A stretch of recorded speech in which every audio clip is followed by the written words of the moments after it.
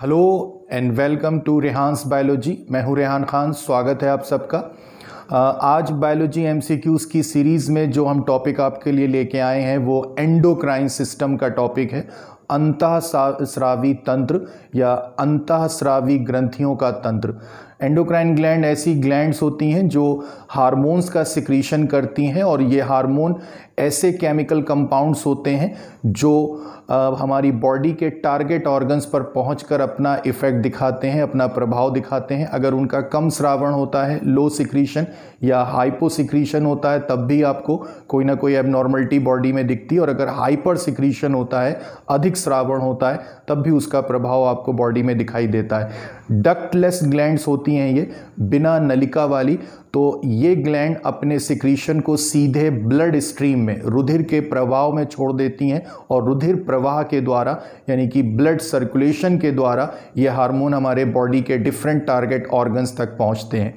Endocrine system का topic न सिर्फ CCL, SSC, CGL जैसे एग्ज़ाम्स में या फिर दूसरे कॉम्पिटिटिव एग्ज़ाम के लिए काम का है, बल्कि जो बच्चे नीट की प्रिपरेशन कर रहे हैं उनके लिए भी ये टॉपिक बहुत इंपॉर्टेंट है, क्योंकि 11th क्लास के सिलेबस में एंडोक्राइन सिस्टम शामिल है। तो वहाँ पर भी आपको काफ़ी सारे क्वेश्चन देखने को मिलेंगे। इसके अलावा SSC, CGL, RBI और दूसरे कॉम्पिटिटिव एग्ज़ाम में भी अक्सर एंडोक्राइन सिस्टम से कुछ क्वेश्चन पूछे जाते हैं। तो ये हर तरह के कॉम्पिटिटिव एग्जाम्स के स्टूडेंट के लिए ये इंपॉर्टेंट टॉपिक है। आइए शुरू करते हैं।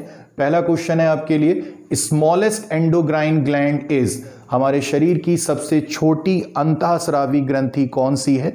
तो जो ऑप्शन आपके लिए हैं उसमें आपके लिए सही आंसर है पिट्यूटरी ग्लैंड। पिट्यूटरी ग्लैंड वैसे सबसे इंपॉर्टेंट ग्लैंड में से एक है और इसको अक्सर मास्टर ग्लैंड भी कहते हैं, क्योंकि ये ग्लैंड जितनी भी एंडोक्राइन सिस्टम में ग्लैंड्स हैं सबके कार्यों पर नियंत्रण रखती है, सबके फंक्शंस पर कंट्रोल रखती है, उनसे सिक्रीट होने वाले हार्मोन्स पर अपना कंट्रोल रखती है। तो हमारा पूरा एंडोक्राइन सिस्टम इसके अंडर कंट्रोल काम करता है। तो ये मास्टर ग्लैंड ज़रूर है, लेकिन साइज़ में सबसे छोटी है। एक छोटे से मटर के दाने के बराबर ये ग्लैंड होती है, तो साइज़ में ये सबसे छोटी है, स्मॉलेस्ट ग्लैंड है। दूसरे क्वेश्चन की तरफ चलते हैं। सेकंड क्वेश्चन है, disappearance of which gland during middle age is main cause of aging। एक ग्लैंड है हमारे शरीर में जो हमारे चाइल्डहुड में, हमारे बचपन में या हमारी शुरुआत की एज में सबसे बड़े साइज़ की होती है, लार्जेस्ट होती है, और जैसे जैसे हमारी एज बढ़ती है वो ग्लैंड छोटी होती जाती है। मिडिल एज तक पहुंचने तक वो ग्लैंड लगभग समाप्त हो जाती है।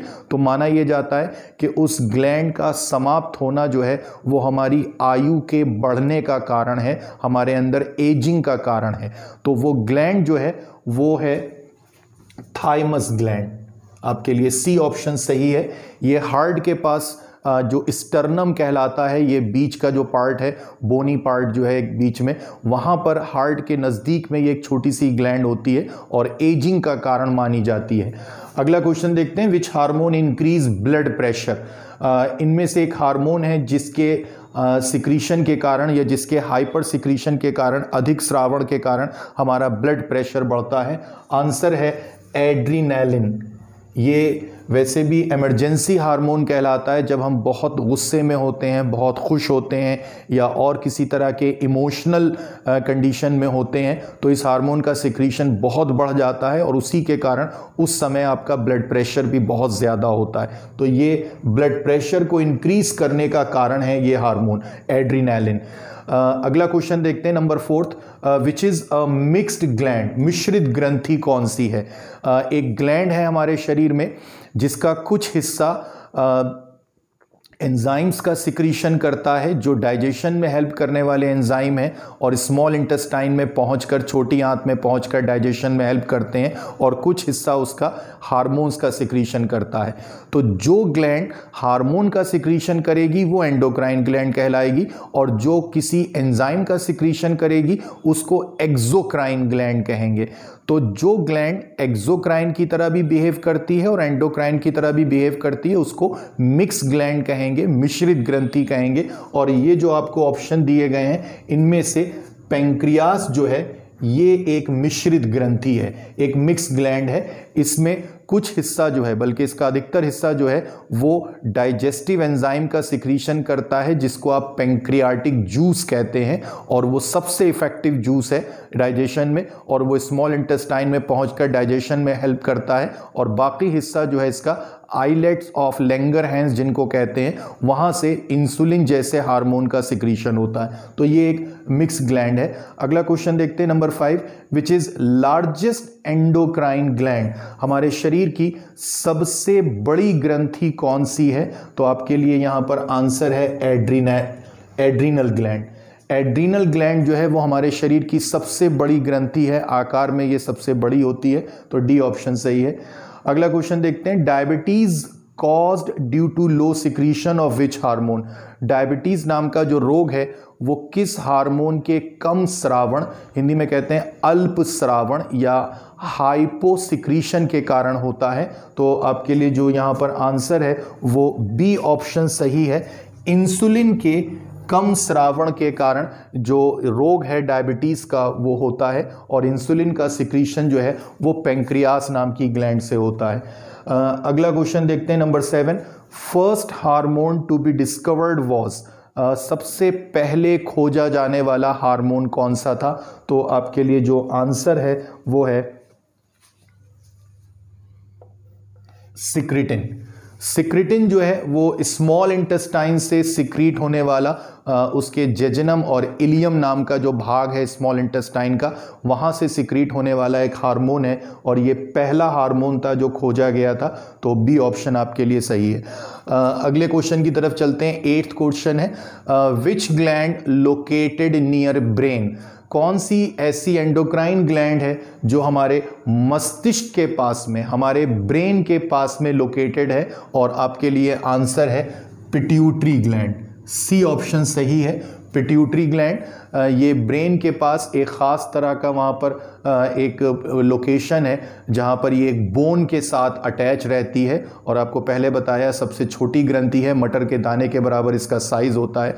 तो ब्रेन के बिल्कुल नज़दीक ये लोकेटेड रहती है, तो ये आपके लिए सही ऑप्शन है।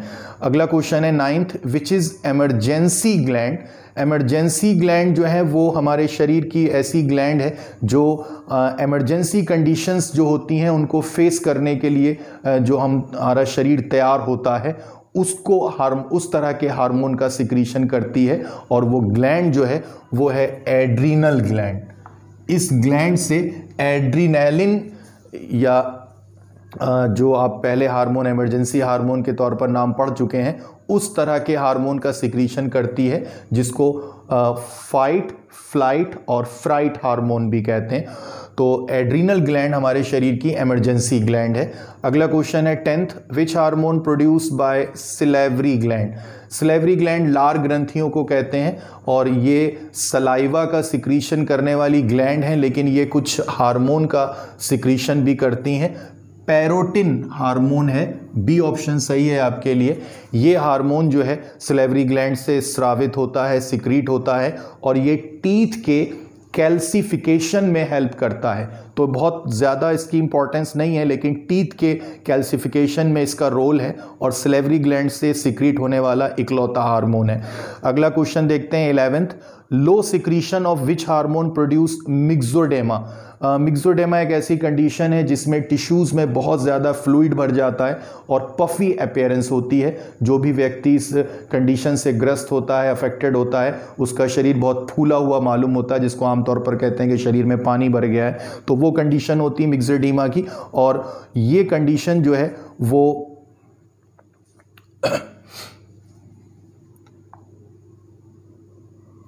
थायरॉक्सिन हार्मोन की वजह से होती है। बी ऑप्शन सही है।